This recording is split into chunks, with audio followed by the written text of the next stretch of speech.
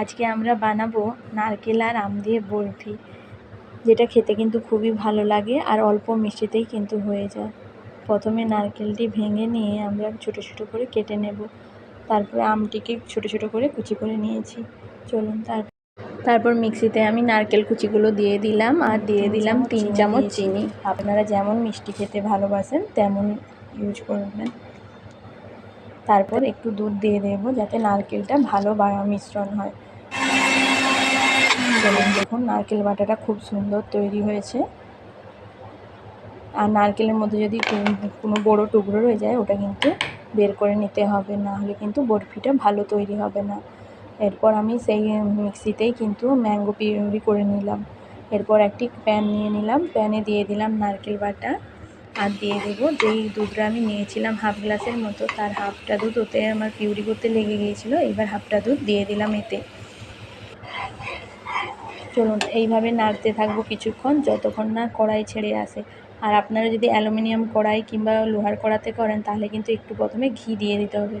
আমি যেহেতু ননস্টিকের কড়াতে করেছি তাই কিন্তু আমাকে ঘি ইউজ করতে হয়নি। এইভাবে নাড়তে থাকতে হবে। এইভাবে কিছুক্ষণ নাড়াচাড়া করার পর দেখবেন যখন কড়াই থেকে নারকেলগুলো সরে এসছে তখন কিন্তু এর মধ্যে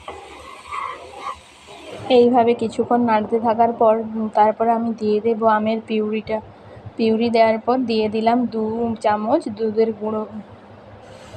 আপনারা না চাইলে দুধের গুঁড়ো দিতে পারেন, কিন্তু দিলে খুব সুন্দর একটা টেক্সচার হবে সন্দেশের মতো।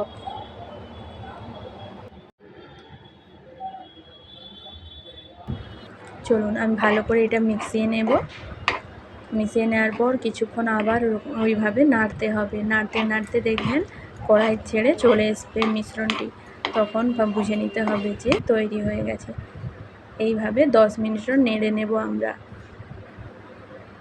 দেখুন দেখতে খুব সুন্দর লাগে আর খেতেও কিন্তু ভারী মিষ্টি লাগে।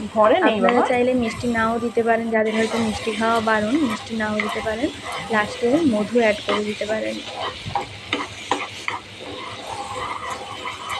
দেখুন ক্রমশ কিন্তু আমি যত নাড়ছি প্যান থেকে কিন্তু সরে চলে এসছে, প্যানে আর অতটা লাগছে না আগের মতো।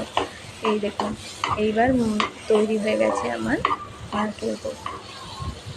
এইভাবে যখন কড়া থেকে ছেড়ে চলে আসবে ভাবতে হবে যে মিশ্রণ তৈরি হয়ে গেছে। এবার একটা প্লেটে কিংবা মিষ্টির যে খোলাগুলো হয় না তাতে ভালো করে সেট আপ করে নিতে হবে। করে নেওয়ার পর বরফি সাইজের কেটে নিতে পারেন। এইভাবে রেডি হয়ে গেল আজকের আমার নারকেল আমের বরফি। রেসিপিটি কেমন লাগলো অবশ্যই জানাবেন। টাটা বাই বাই, সবাই ভালো থাকবেন।